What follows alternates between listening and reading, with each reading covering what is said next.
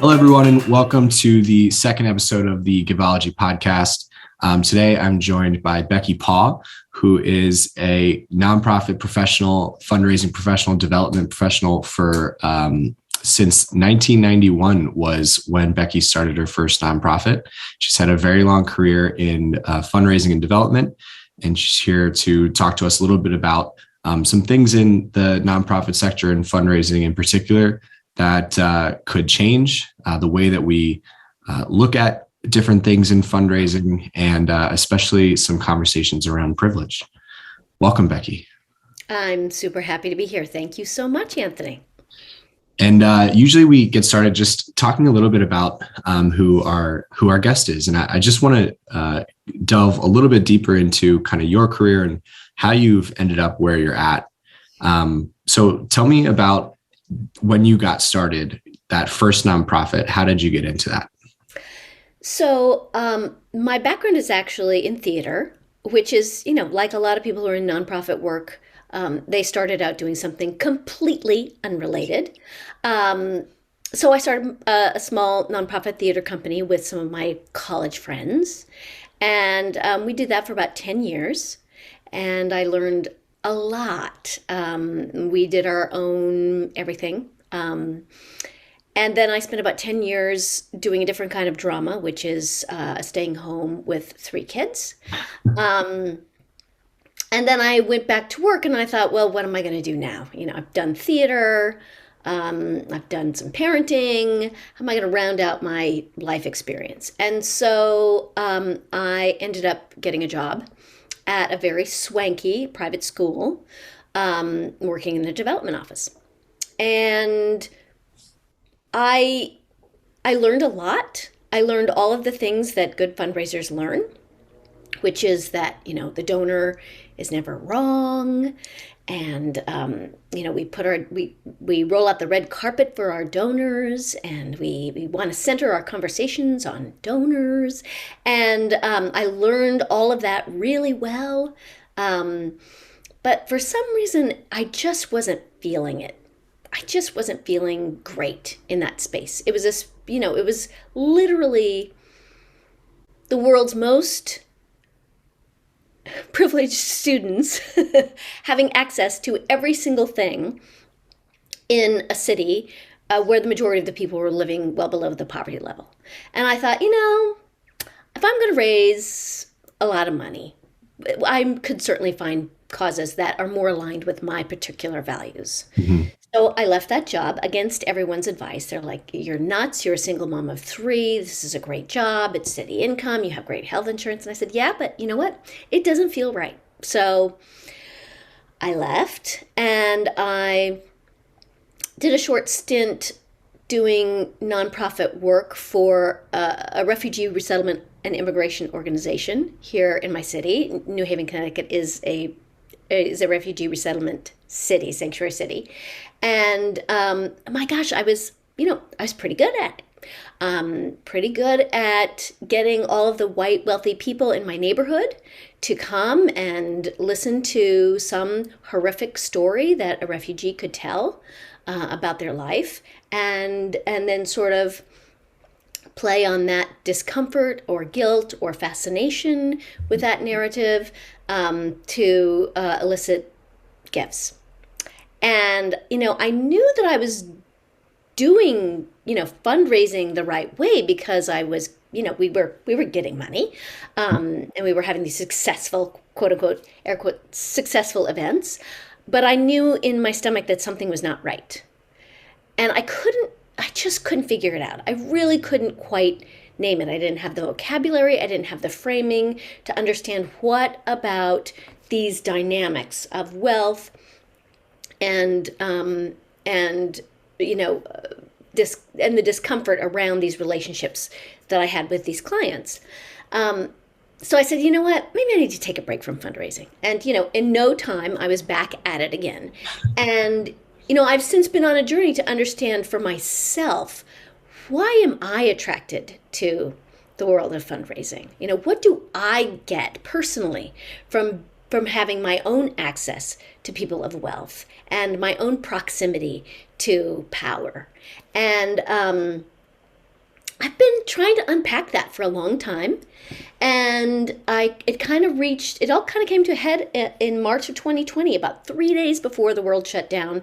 I had I had given my notice, and I went to clean up my desk and my office, and I said, well, great, I don't know what's next for me, but I'm done with fundraising, never doing that again. And yeah, it didn't quite turn out that way. And we can get into that more later. Yeah, and so you've gone through a couple of your major forks in the road that have kind of led you to where you're at. I think it's interesting that you're just a reflective person at every step of the way, and that has clearly led you to where you're at. But if I could ask, what are you most proud of in your entire career, though? Honestly, I think I'm really proud of the fact that when things felt like they were not aligning with my values, that I had the courage to step away. Because that's not easy. Yeah. I'm in conversation regularly with people who reach out to me and say, gosh, I'm in fundraising. I don't know why I'm doing it.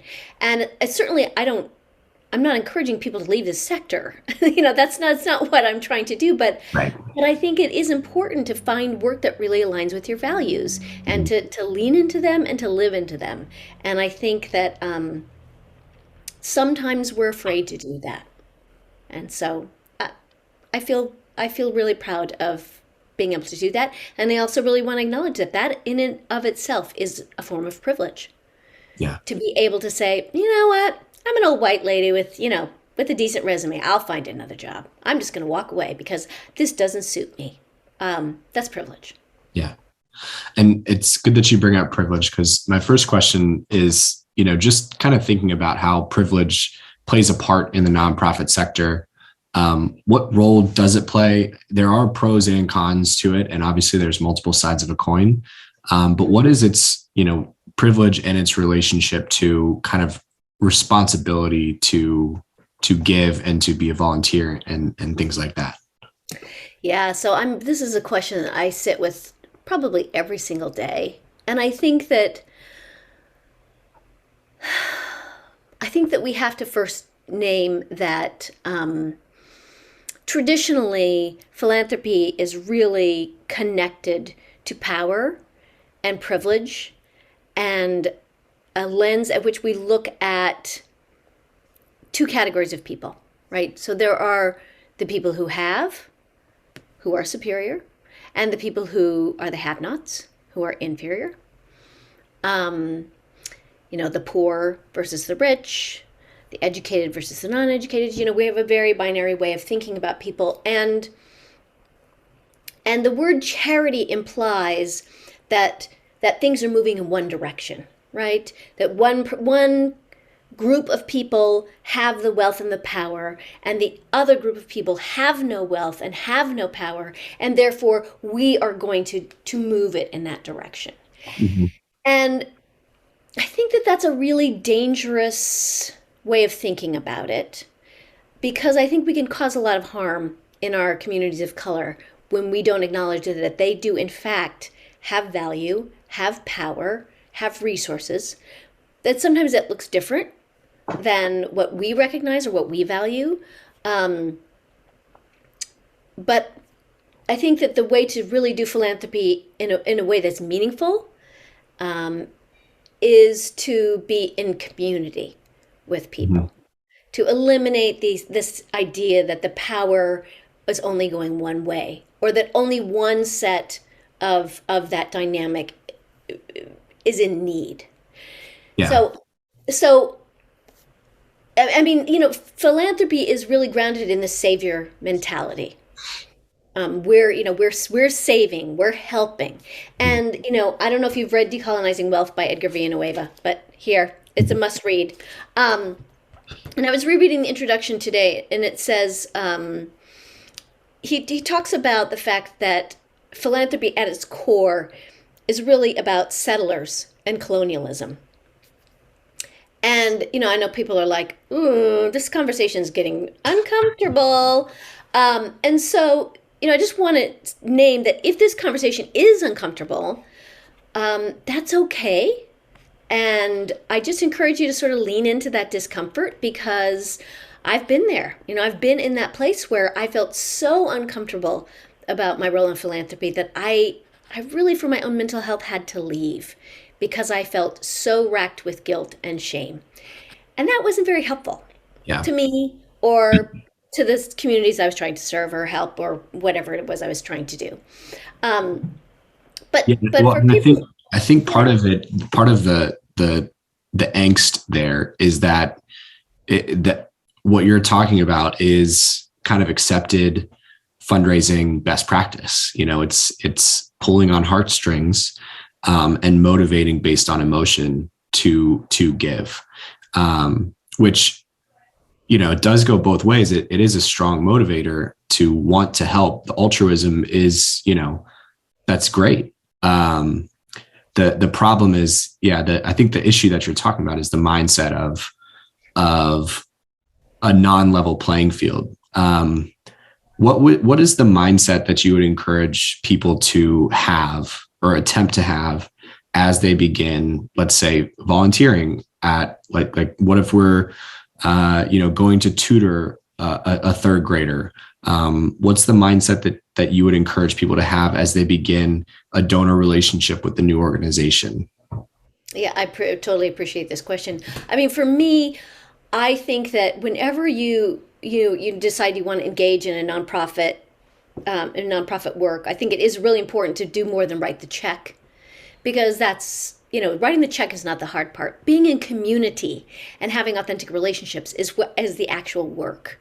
And so I think that it's important to realize that whatever you're engaging in, it's a shared project. When I'm reading to a third grader, I'm learning as much from that third grader as they are from me.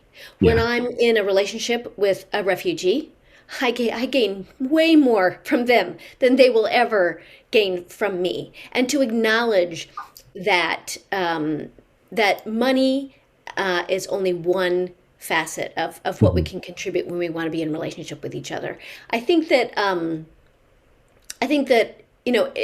one of the things that I love about the book Decolonizing Wealth is that an indigenous perspective teaches us that we all have a collective responsibility to make things right.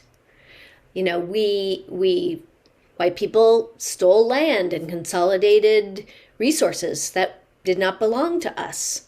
And that includes land and water and minerals. And we used labor to gain our own wealth. And so, whether you were on the receiving end of harm or that you caused harm, we all belong together. We all belong to each other, and everybody has a role in our collective healing. So, the mindset is all of our suffering is mutual, all of our healing is mutual, and all of our thriving is mutual. And then one last thing on this idea about mindset is really, I think it's so important to always come from a mindset of abundance, because we know there's enough money in the world. We don't need more money. What we need to do is redistribute it so that everyone can thrive. And so instead of sort of saying, I'm going to put it in an endowment where it will live in perpetuity, let's acknowledge that there's enough. You have enough to just give it away. Mm-hmm. It doesn't need to grow. It doesn't. It doesn't need to sit in a tax shelter. It needs to get out into the world and into the hands of the people who don't have enough. And so, I think that a lot of the methods that we have for distributing funds through donor advised funds, through foundations, through giving days, all these mechanisms, they're fine. They're one way of giving. But to also consider the possibility that the best and fastest way to give is to just write a check. Just write a check. If you're connected to your neighborhood or your community and you know that someone is doing good work or someone is in need, just write out a check and be done. Well, and I think I'm gonna try to put words in your mouth and correct me if I'm wrong, but I think the point of that is not necessarily the form of it, but it's the restrictions attached to these things. Oftentimes, it's the ability for the organization to spend unrestricted funds in the way that they believe that they need for the betterment of their organization, because it's not on it shouldn't necessarily be on the donor to know what's best for the organization, for the organization's clients. We as donors should trust that the organization knows what's best for them and for their clients. Is that kind of what you're saying? That is what I would say. And I would even go one step further to say, even the nonprofits really are not the expert on solutions. That really the idea is to trust the people who are in the lived experience. Mm-hmm. You know, if you're talking about houselessness, or if you're talking about food insecurity, does someone with a PhD who's the ED necessarily know what the best solutions are? Maybe, but maybe not. That maybe the real expertise comes from someone who has been in that situation, who has lived in their car, who knows how difficult it is to navigate the systems and the all of the many barriers that we put in place. Yeah. And so yeah, I think that's the other big risk, is in donors thinking that because they have wealth, and typically we are often talking about white folks who do have a mindset around thinking that because they have wealth, that equates expertise. And you know, I think it's important for everybody to realize that as a donor, really your job is to listen and learn, not to make decisions or make suggestions or to decide what is the best solution. There's no need for donors to be solutioning here.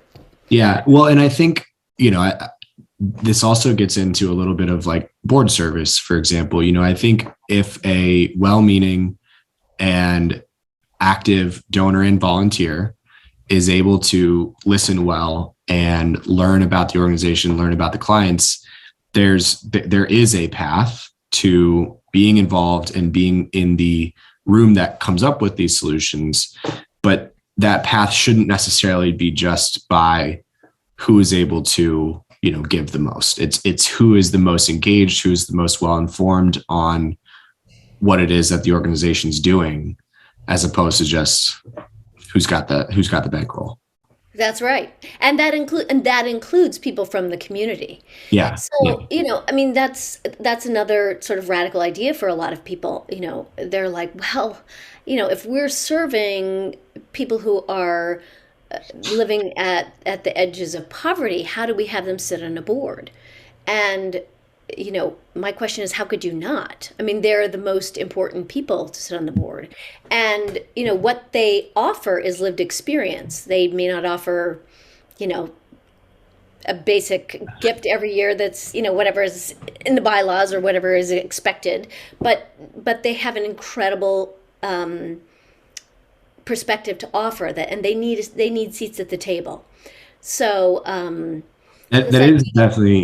is an interesting thought, for especially for those who may not be as aware of the inner workings of board of directors. Like, you know, a lot of times there is a gift requirement for a board of directors every year.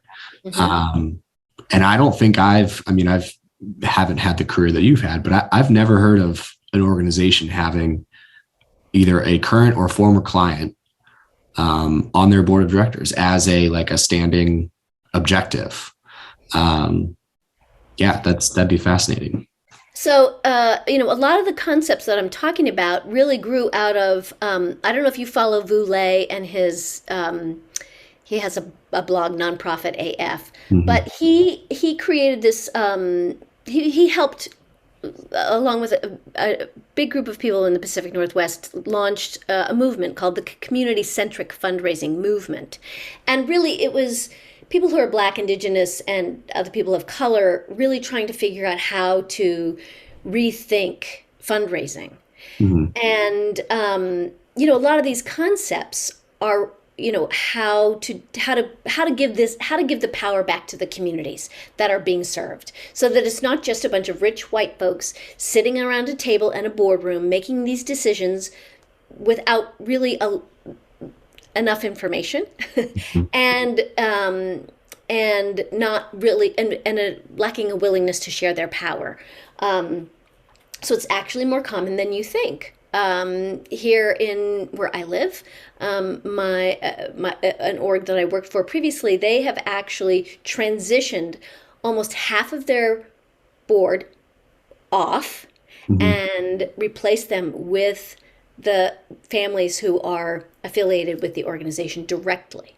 So it's almost half of the board. Now, those people who have gone off the board, I think, are still very involved, very engaged, still giving. But it's changed the dynamics of the organization significantly. And I think it's important. And it can't just be one. It can't just be one token person at the table.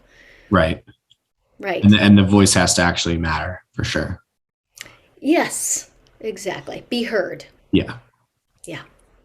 So it's just another way of reframing what your contribution to a board could be. Yeah. It doesn't have to be money. Right. And as someone, let's say, someone out there is looking to become, I would call a stakeholder, whether it's donor, volunteer, whatever, a stakeholder in an organization. What role does trust play in the relationship between that person and the organization? So that's huge. I mean, it's so complicated. I mean, we have so many systems in place that are barriers to trust, right? I mean, part of the narrative, I think, comes from privilege and colonialism, because we, as I myself am a white person, so I'm saying we as in we, white folks like to call the shots.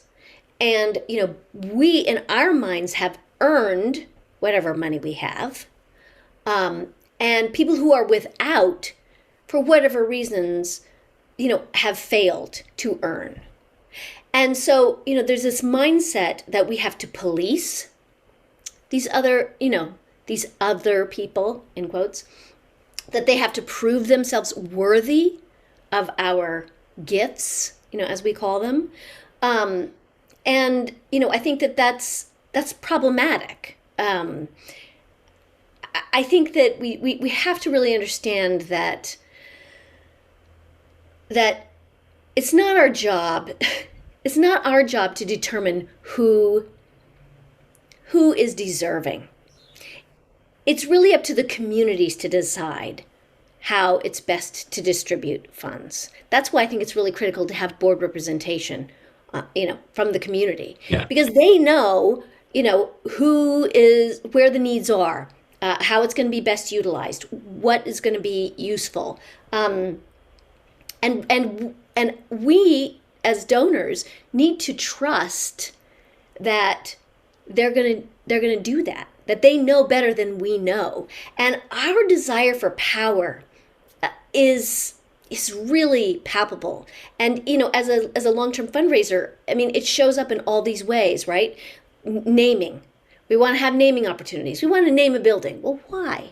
Why do we want to have our name on a building? Because it shows that we have power, right? Why do we want to have a big endowment? Because it shows we have power. We can have power over the money and distribute it out in little dribs and drabs and choose. And, even sitting on a board, that gives you a lot of power, because it allows you to have access to other people of power and wealth. And you can network, and you can, get accolades, that white saviorism problem. So there's all this junk, that gets in the way of people just saying, listen, I have no idea how to solve this problem. If I knew how to solve this problem would have been solved already. If white people who have all the resources knew how to solve homelessness, we would have done it already. But we haven't. So let's just give it away. Let's just give it away and trust that somebody else knows better than we do. And I think that that's a practice, right? It doesn't come easily to people. It's uncomfortable. There's I got to check charity report. I got to check I want to see those 990s. I want to know how much they're paying in overhead. And, at the end of the day, I just don't think that's helpful. I feel like it's important for me as a person to practice letting go of my power. To just sit in that discomfort of saying, you know what? I don't need to know. All I know is I've got enough. There's not enough over here. I'm just going to move it. And I'm going to move the money and the power into the hands of the people who need it the most. So then what would you say to someone who wanted to make sure that they are relinquishing the power, but want to relinquish the power to a place with either a proven track record or high results, or someone with or an organization that has shown that they do have a track record of listening to their clients, that they do bring their clients into the fold? What would you say to that? I think that impact is a really interesting concept. Mm-hmm. I would encourage people to think outside of the box about what is impact, mm-hmm. right? Is that a return on our investment? Is that what we're talking about? I mean, if I'm living in a neighborhood where I know that there's a grandmother who's raising 4 kids and they all need winter coats, is that somehow less impactful than giving to a 501c3 that shows on their impact report X, Y, and Z targets have been met? I don't know. I really question the way we talk about impact. No, I agree. But I do think that there is a desire for people to, I think a reasonable desire for people to want to not necessarily have control over where their resources go, but to know that their resources are being used as best as they can. Not that they're trying to control that, but just the peace of mind of saying, I know that this place is going to be a great organization for their clients, and not necessarily a great organization for my money, but a great organization for their clients. So there's a couple of ideas. One of the things that I think is really important is that's the engagement piece, right? That's the relationship piece. Right. If you're just sort of sitting in your house scrolling through charity report, you don't really have a sense for the real work on the ground, right? Yeah, that's true. And so being in community with people who are doing this work every day is the very best way to know if it's impactful, in air quotes, if it's working, if it's valuable. Is their food really getting to hungry people? Oh yeah, I see it because I'm there distributing it myself, and so I know for sure that it's getting to people. Another concept that I'm really interested in is giving circles, because when you are collectively, if you've got a group of people getting together and saying, okay, these are my friends from college, we're going to create a giving circle. What that can look like is, we get together once a year, we pool our money, and everybody who's in that giving circle has their network, has their own sort of feelers out about what's going on and who's doing good work. And everybody can come back collectively and say, oh, have you heard about this collective? Have you heard about this little org? They're totally on the fringe. Nobody knows what's going on, but they're doing super awesome work. It's also really important to try to be in community with other people who are also, doing their own little homework and research. Yeah. And have these larger conversations, because even if you're doing a giving circle and you collectively decide this year, all right, we're giving to, such and such organization, you still have been exposed to all these organizations that are outside of your own circle. And so it just broadens your horizons. And that, I think, is an important way to gather information.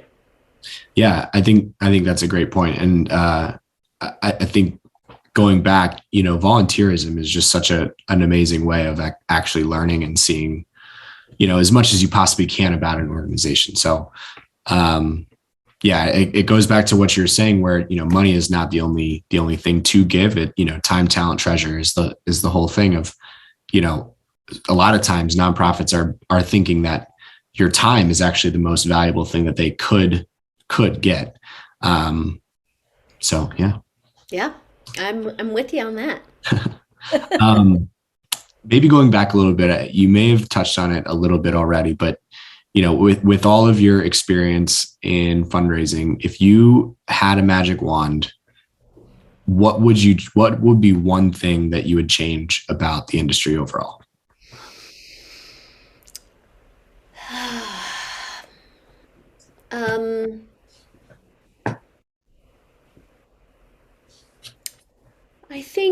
I think that I would really love to help people understand that we need to move away from transactional giving, that it's causing harm, and also that it's not helping us to be. Can you clarify really quickly what you mean by transactional giving? So, some of the things that I've touched on before, like, there's a quid pro quo. Like, if I give you this amount of money, then I would like you, then you're going to start this program because that's my pet, interest. Even though it's really not what our mission does, and it doesn't actually address any of the issues, and it doesn't help us pay the salaries. Yes, we would love to do this special program that you're interested in that serves no value. Of course, we'll name the building after you. We'll suck up to whatever ridiculous hoops you make us jump through to get your, $15 million and let you pick the font for, how you want your name to look on the side of the building. These things are problematic on so many levels. And I think that to really change the way we frame philanthropy, everybody's got to get on board and start recognizing why these things are harmful and to name them and to acknowledge that it just has to do with power and hanging on to power. It has to do with colonialism. It has to do with, not being in relationship, not being in equal relationship with one another. And until we can do that, I think we're going to continue to have problems in this sector. The unspoken, it's like a dirty little secret that nobody wants to talk about, the fact that fundraisers are burnt out. Yeah. Fundraisers find this work toxic, and it's because of the power imbalance and the racism. I'm just going to say it. The systemic racism is a piece of this. It runs through so many of these, a lot of gatekeeping, right? We have to vet everybody. We have to, Right. They have to prove their worthiness. They're going to, if they can't speak English, oh well. If they don't have the internet, oh well. And then they can't apply for the grant. If they don't have a dedicated person that can spend time writing a 72-page grant application, then oh well. And it leaves so many people behind. Yeah. And I'd like to see the sector stop leaving people behind. Yeah, I think that's a very noble thing to change. Let me ask. I think we're going in two different directions here. There's a little bit about the operations of how the nonprofit sector is actually working, but there's also this piece about the motivation behind giving. I think ultimately it would be healthier if there was only pure motivations. But would you say that there are many different motivations that are positive to get into a philanthropic mindset or a volunteer mindset and begin your journey? But as you go, it is important for you to do the work as a donor, as a volunteer, to change that mindset over time and become a healthier version of it. Does that make sense? Absolutely, 100%. I don't think that anybody, very, very few people think, okay, I'm going to give away my money and I'm going to really make it miserable for the people on the receiving end of this. That's not why people do this, right? I mean, if they want to just be miserable, they'll just go buy a yacht, or whatever. No, I think that essentially people really give from a place of genuine desire to help. Help can sometimes be very closely connected to control. And so that's where it gets dicey. But I think that, what's happened is that we've just all been going along thinking this is how we do it, right? This has just been the norm for so long. Fundraisers say, okay, we put our donors on a pedestal. And donors say, okay, I'm on a pedestal. So if I give the money, I should be able to ask for X or whatever else I want. And that's just been the norm. And so what I'm here to do is I'm just here to say there is another way. And we can disrupt these norms collectively, meaning fundraisers, funders, donors, volunteers, recipients, everybody can just stop and say, okay, wait, we can do this differently. There has got to be a better way that we can just be in community and respect one another and acknowledge that we all have something of value. And, I had a conversation with a friend of mine who, I put something on LinkedIn about donor-advised funds, and she called me. She said, "Becky, I have a donor-advised fund." I said, "I know you do." Of course, I've been soliciting her for 20 years. I know she had a donor-advised fund, and I said, and she said, "Well, I just never thought that I could do something differently." And I said, "You can. As a donor-advised fund is not a bad thing, but ideally, you just want to give it away." That's the difference, is just start thinking about how can I move the money? How can I get rid of the money?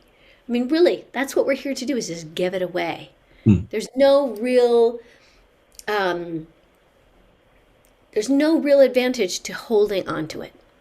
We just need to move the money to move power. And I think that once, and I've had a lot of donors who sort of have been on this journey with me, and they're really, it is really possible for people to go, I just didn't know. I just didn't think of it that way. Yeah. It never occurred to me. And now I'm rethinking how I'm distributing my wealth. Yeah, that's interesting. I mean, on the other end of receiving, the organization has a lot of options in terms of if they want long-term stability in however they invest what they're receiving, they have those options. But I think, all of these different giving vehicles that are incredibly complex, they are there for the stability of the donor, it seems. Yes, and it's a tax benefit for the donor. Right. Which, again, is a positive motivation to begin donating and giving, but maybe not the end all be all. Correct. Because, a tax break, okay, that's fine. You want to have a tax break. I'm not going to deny you that. It's in the code, but that's not really philanthropy. That's not really being in an authentic relationship to move money to make change happen in our world. Okay. Yeah. I feel like those are two different motivations. Yeah, and I think it could be yes and, right? I think people would say like, well, yeah, sure, I want to make change and also get a tax break. Yeah. That's fine. But like, let's acknowledge that if you're only looking for a tax break, that is not really philanthropy. Yeah. And if you're only looking to get your name on a building, for me, in my definition of philanthropy, that's not philanthropy. Yeah. That's holding on to your power. Yeah. Well, thank you for enlightening us. I want to give you also a chance to, if there's an organization that you are really kind of in love with right now, tell us about them. I would love to tell you about that. You know what? This seems appropriate because I've been quoting Edgar Villanueva's book, Decolonizing Wealth, which is about, rethinking the way philanthropy works from an indigenous lens. Mm-hmm. And he has started his own fund, and it's called Liberated Capital. And I'm a monthly donor, and I encourage anybody else who's listening to also be a monthly donor. And all of the funds go directly to Indigenous and Black-led organizations for the purpose of reparations and healing. And it's just a really beautiful way to be a part of realizing that our healing is mutual. That we, by giving in this very intentional way, we can change the world. Is it considered a public charity or a private foundation? Okay. It is. It is. And they fund their own activities, or are they funding others? They're funding others. Okay. Yep. They distribute. It's a foundation. Got it. Yeah. Okay. And tell us the name one more time. Liberated Capital. Great. And you can also just go to the Decolonizing Wealth website and learn more about, their whole concept, and then you can. I think they have a link to join Liberated Capital right on their website. Great. And do you have anything else to add? Just want to thank you, and for anybody who's still listening. My gosh, thank you so much for staying in the conversation, because this is uncomfortable stuff. It's difficult stuff. It's not the way everybody talks about philanthropy and nonprofit work, but I really appreciate you giving me the time and the space to challenge some of the norms and to encourage people to think outside the box. Of course. Yeah. And thank you for coming on, Becky. We really appreciate your time. And thank you all for listening. Thank you again, everyone, for listening to the Givology podcast. I also want to thank Becky Paugh for her time and thoughts, and all of the links to the things that Becky mentioned will be in the description of the podcast. The links to Decolonizing Wealth is in the description. The links to Communitycentric fundraising and the link to Liberated Capital are all in the description of the podcast. Stay tuned for next podcast in a couple weeks. If you haven't already, please like and follow and subscribe to everything Givology related. We've got an Instagram page, Facebook, LinkedIn, and Spotify. Thank you all. See you all soon.